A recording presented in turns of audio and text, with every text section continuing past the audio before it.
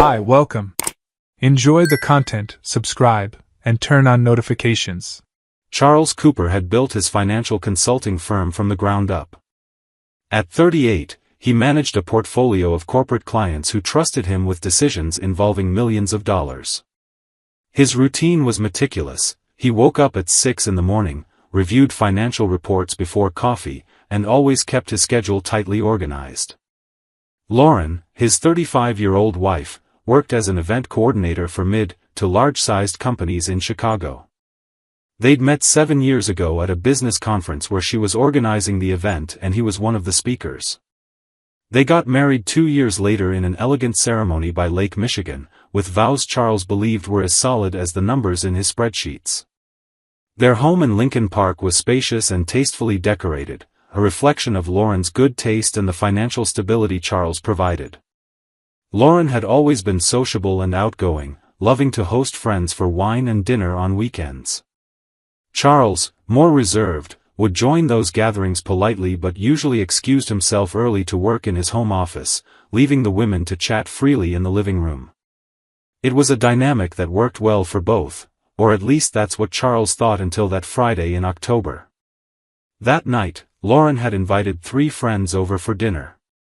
Charles prepared the first round of drinks, exchanged a few pleasantries about work and city news, then excused himself, saying he needed to review some important contracts. He went up to his second-floor office, turned on his computer, and dove into risk analysis spreadsheets. An hour later, he realized he'd left his phone in the kitchen. He walked quietly downstairs, his footsteps muffled by the carpet. Laughter and the clinking of glasses drifted in from the living room. That's when Charles heard Lauren's name mentioned in a conspiratorial tone that made him stop in the hallway, still out of sight. "Lauren, you're terrible," one of the friends said between giggles. "Those secret little getaways of yours are going to get you in trouble someday." More laughter followed. Charles felt a strange knot in his stomach, a twinge of discomfort he tried to ignore. Maybe it was about some surprise Lauren was planning, he thought.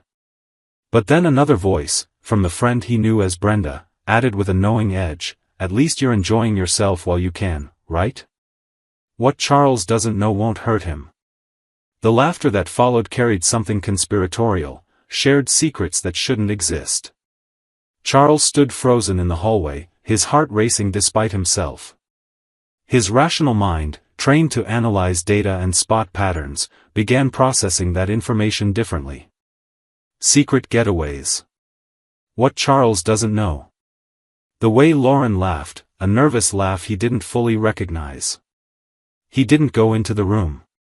Instead, he silently returned to his office, picked up his phone from where he'd left it minutes earlier, and came back down, intentionally making noise on the stairs. When he walked into the living room, the women were all chatting about party decorations, the mood light and normal. Lauren smiled at him with the same smile he'd known for years, and Charles smiled back, but something inside him had shifted. That night, after the friends left and Lauren fell asleep beside him, Charles lay awake staring at the ceiling. The words echoed in his mind.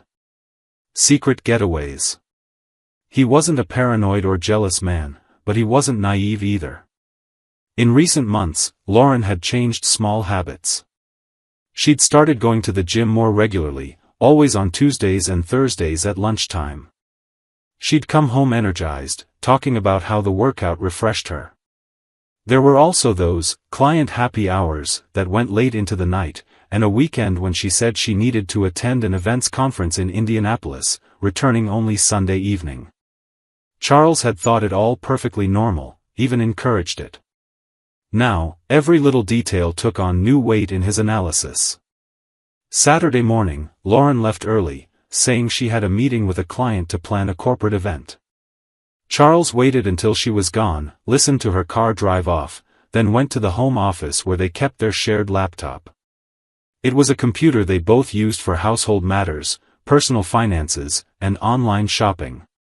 Charles knew the password. They'd never kept secrets from each other, or so he believed. He opened the laptop and went straight to the browser history. Lauren had recently cleared everything, which was odd because she'd never done that before. Charles wasn't a tech expert, but he knew the basics. He checked their shared email account and found nothing suspicious. Then he remembered that Lauren had a personal work email account. He knew the password because she'd written it on a sticky note stuck to the monitor months earlier when she'd needed him to forward an urgent file while she was traveling. He hesitated for a moment. This was an invasion of privacy, a breach of trust. But the words from the night before came back forcefully. Secret getaways. Charles typed in the password and accessed Lauren's personal email account. The inbox was full of professional emails, event confirmations, and vendor conversations, nothing unusual. But when he clicked on the deleted messages folder, he found something that made his world begin to crumble. There were dozens of emails exchanged with an address he didn't recognize, nicholas.torres.fit@gmail.com. Charles opened the first message and read it. Can't wait for Tuesday. You know how you drive me crazy. Lauren's reply, I'm counting the hours too. That hotel near the airport, noon? Charles felt like the air had been ripped from his lungs. He kept reading, message after message, each worse than the last, references to meetings, physical compliments, schedule coordination. The name Nicholas often appeared signed as, your favorite personal trainer. Charles closed the laptop and stood up from the chair. His hands trembled slightly, but his mind was already working. A personal trainer. Lauren had mentioned casually, months earlier, that she'd hired a trainer to help her stay in shape. Nicholas Torres, from Elite Fitness, the same gym she attended. Charles had even heard the name a few times, always in innocent contexts. Nicholas suggested I change my diet. Nicholas said I'm making good progress. Charles had never suspected anything. Why would he? Lauren had always been independent and sociable, and he'd trusted her completely. But now, mentally rereading every mention of Nicholas, every extra workout, every schedule change, Charles saw a different pattern emerging. This wasn't paranoia. It was facts, data, evidence. He needed more information before acting. Charles was methodical, and even as pain began settling in his chest, he wouldn't act on impulse. He picked up his phone and searched for private investigation services in Chicago. He found 3 well-reviewed firms, chose one called Midwest Investigations, and called. A man with a deep voice answered and introduced himself as Jack Donovan, a private investigator with 20 years of experience. Charles explained the situation directly, without beating around the bush. I need confirmation and photographic evidence, if possible. My wife might be having an affair with her personal trainer. Jack didn't sound surprised, just professional. Happens more often than you'd think, Mr. Cooper. Personal trainers, yoga instructors, tennis coaches. Physical proximity, endorphins, it's a dangerous combo. I can start Monday. Do you have the times she usually meets him? Charles did. The deleted messages contained dates and times. Tuesdays and Thursdays, always at noon, always at the same hotel near O'Hare International Airport, far enough from downtown to avoid running into anyone they knew. Jack said he'd need no more than 48 hours. The cost would be $2,500 up front, plus expenses. Charles didn't hesitate. He needed the truth, not assumptions. Monday arrived, and Lauren left for work as usual, kissing Charles on the cheek and saying she had a busy day ahead. Charles went to his office, met with clients, analyzed portfolios, but his mind was split. Tuesday was worse. He knew it was the day of the supposed meeting. At 11:45 a.m., he received a text from Jack, on site. Waiting. Charles pretended to work, but his eyes kept drifting back to his phone. 12:20 p.m. Another message. Confirmed. Both entered the hotel. Room 314. Charles closed his eyes for a moment and took a deep breath. Part of him still hoped he was wrong, still wished there was some innocent explanation. But he knew there wasn't. At 2:15 p.m., another message from Jack, they left separately. She went first, he followed 10 minutes later. "I've got photos. Can I deliver them to your office at 6? Charles replied yes. The rest of the day passed in a fog. He cancelled 2 meetings, telling his assistant he wasn't feeling well. It wasn't a lie. At exactly 6, Jack Donovan showed up at Charles's office carrying a manila envelope. He was a man in his 50s, gray-haired, with a neutral expression. He placed the envelope on the desk and said, "I'm sorry, Mr. Cooper. It's never easy." Charles opened the envelope. Inside was a series of high-resolution printed photographs. Lauren entering the hotel in workout clothes but carrying a large bag. Nicholas Torres arriving minutes later, a man around 30, athletic, generically handsome in a way Charles imagined appealed to many female clients.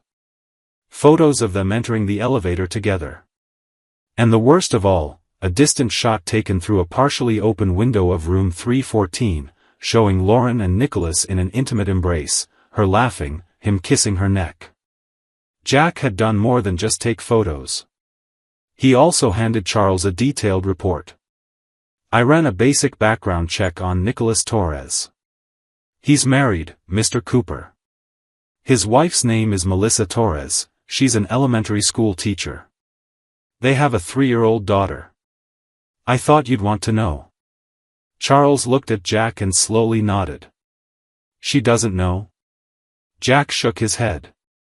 "Not as far as I could tell. He's careful. Uses work as the perfect alibi." Charles paid Jack, thanked him for his work, and stayed alone in the office after the investigator left. He looked again at the photos, one by one, forcing himself to process the reality. His wife, the woman he'd shared 7 years with, plans, dreams, a home, a life, was cheating on him with a married personal trainer, meeting for midday hotel trysts while he worked to maintain their lifestyle.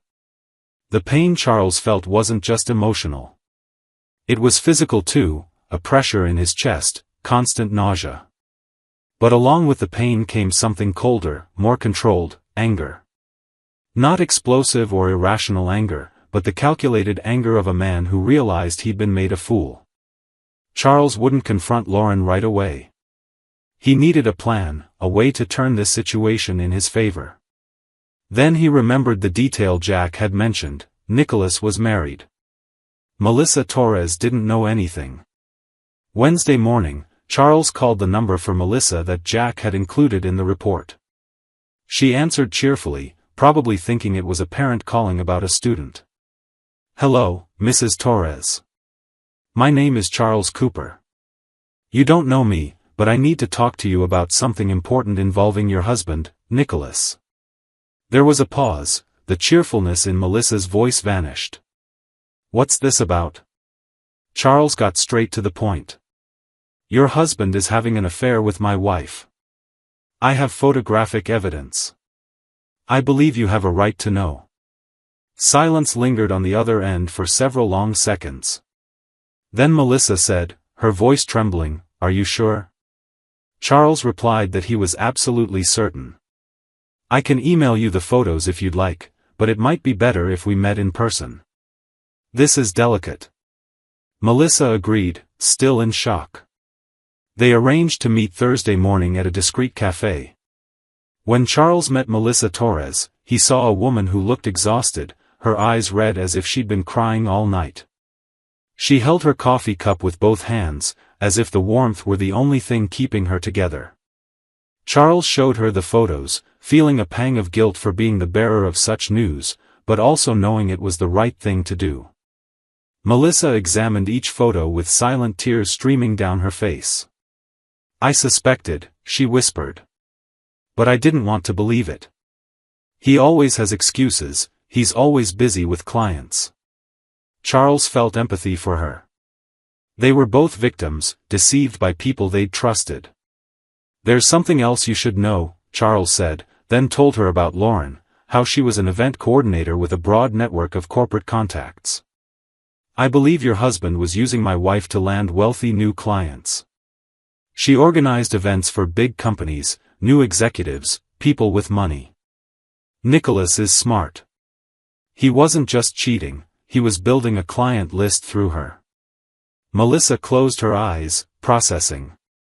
His income has increased a lot over the last few months. He said it was because he was getting known, building a reputation. But now it makes sense. She looked at Charles with sudden resolve. What are you going to do? Charles replied calmly, I'll confront my wife tonight. And I think it would be fitting if you confronted Nicholas at the exact same time, maybe at my house. They need to see that their actions have consequences. Melissa immediately agreed. There was a hunger for justice in her eyes that Charles recognized because he felt it too. They worked out the details. Charles would text Lauren saying he needed to talk about something urgent when she got home from work. Melissa would show up 30 minutes later, bringing Nicholas along under the pretense that Charles wanted to hire his services. It would be a dual confrontation, a controlled explosion. Thursday night at 7, Lauren came home to find Charles sitting in the living room, soft lighting, the atmosphere deceptively calm. Hi, honey. You said you needed to talk about something urgent? She was still dressed for work, a pencil skirt and blouse, her hair in an elegant bun. Charles pointed to the sofa. Sit. Please. Something in his tone made Lauren hesitate, but she sat, placing her bag beside her. Charles didn't waste time with preliminaries. I know about you and Nicholas Torres. The words dropped like stones into still water.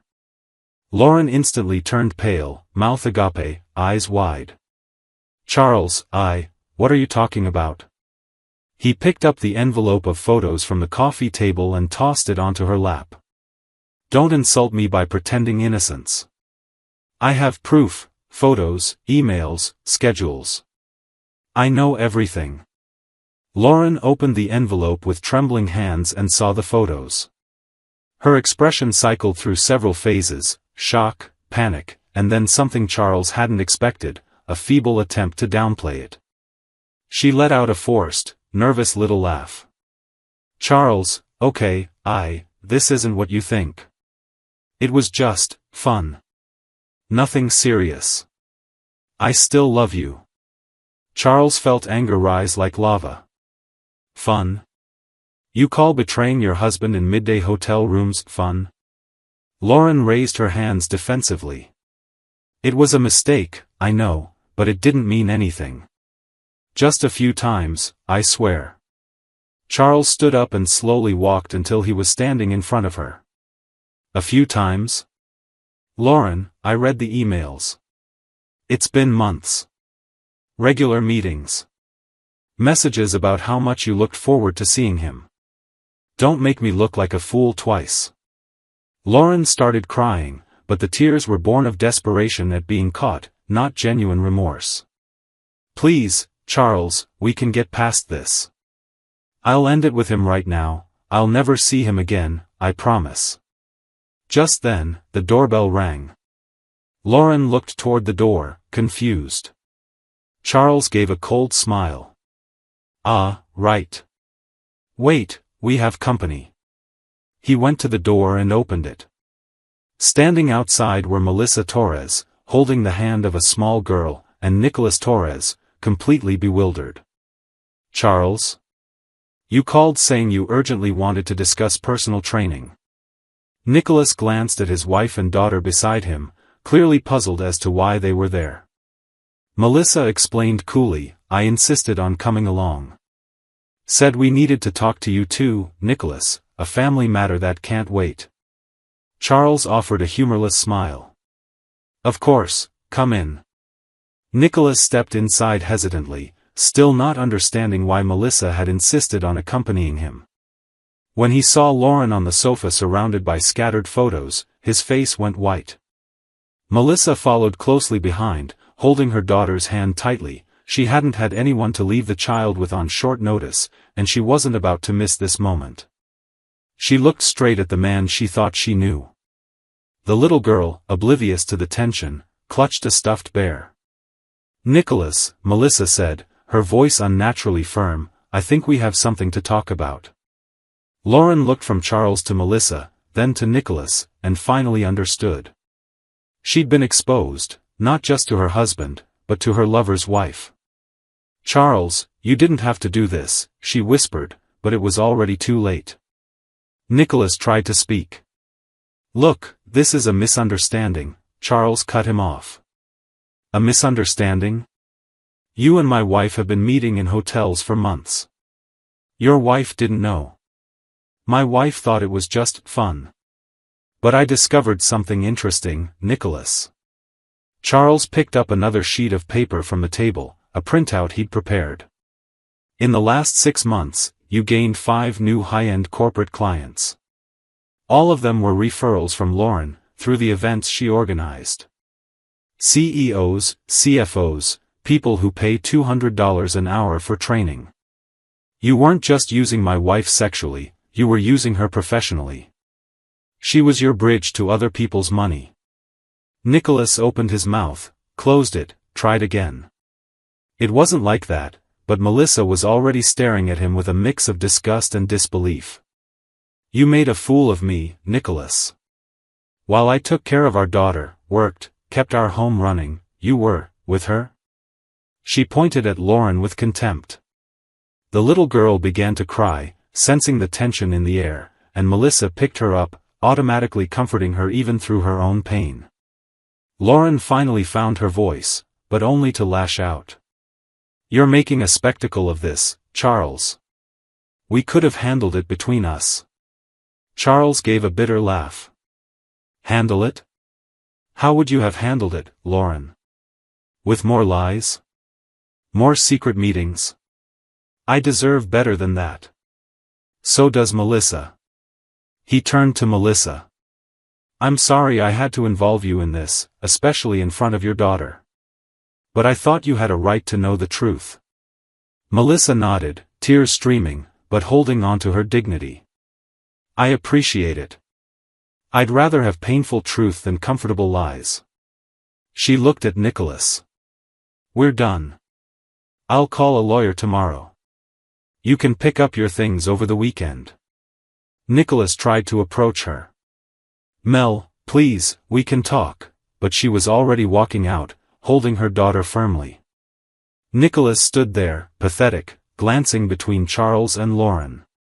I'm sorry." Charles crossed his arms. "Leave. Now.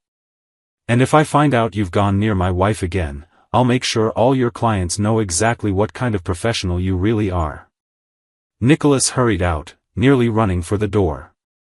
Now Lauren and Charles were alone, the apartment silent and heavy. "You've ruined everything," she said, her voice full of anger. Charles slowly shook his head. "No, Lauren. You ruined it. I just exposed it. There's a difference." He sat in the armchair opposite hers. "Tomorrow, I'm filing for divorce. You can stay here tonight, but I suggest you find somewhere else to go. Our marriage is over." Lauren tried to argue, cry, beg, but Charles remained unmoved. He'd made his decision. The following weeks blurred into lawyers, paperwork, and asset division. Lauren tried to fight for the house, but the infidelity evidence strengthened Charles's position in negotiations. In the final settlement, he kept most of the assets. What Charles hadn't expected was the ripple effect. 3 of the 5 corporate clients Nicholas had gained through Lauren canceled their contracts as soon as they heard about the scandal. Lauren lost 2 major contracts when the story leaked. Corporate events rely on trust, and Lauren had shown she lacked it.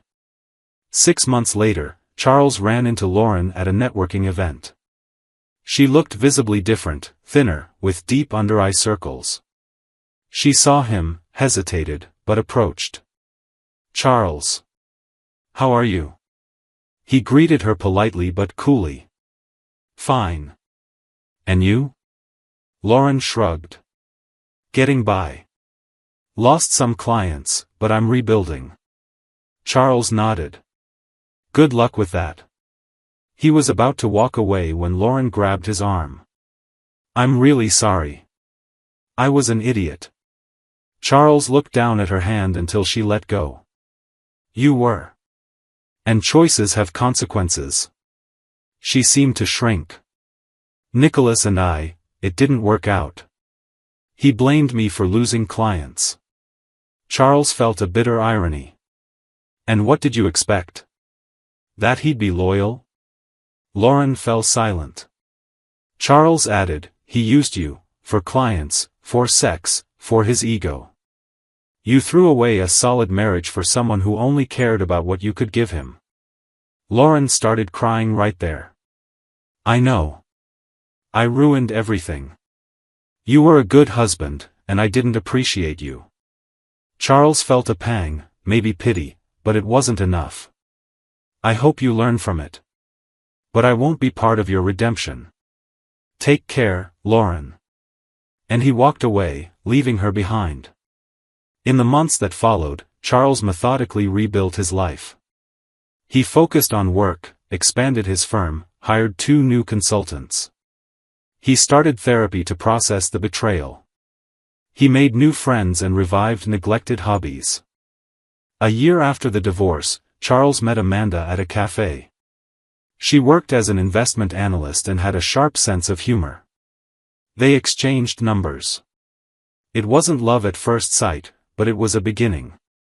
Charles learned that broken trust is hard to rebuild, but not impossible.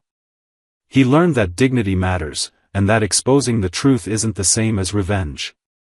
People like Lauren and Nicholas live in worlds where consequences are abstract, until they knock on the door. Surviving betrayal doesn't just mean continuing to exist. It means actively choosing to rebuild through the pain.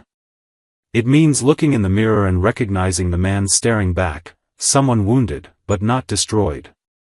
Lauren moved to Milwaukee, trying to start over far from the scandal.